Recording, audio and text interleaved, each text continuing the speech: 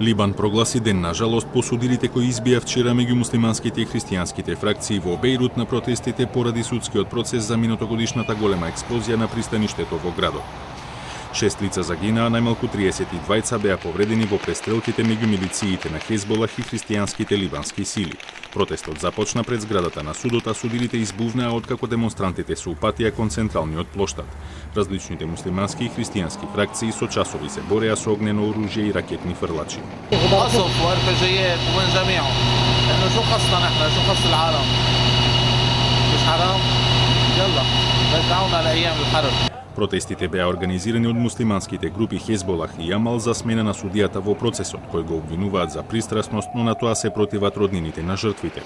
Од самиот почеток истрагата за експлозијата на пристаништето во која загинаа 219 лица во август 2020 година ја следат религиски и политички тензии. Председателот на Либан по судирите порача дека не смее да се дозволи насилството да се врати како начин на комуникација меѓу либанските фракции. بما فيه التحقيق بجريمة المرفأ يلي كان ورح يبقى من أولويات عملي والتزامي تجاه اللبنانيين والمجتمع الدولي.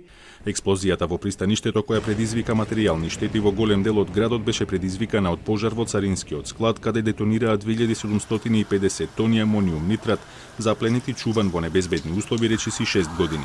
Гневот на јавноста го предизвика откритието дека властите знаеле за амониум нитратот, но не презеле ништо за да ја намалат опасноста.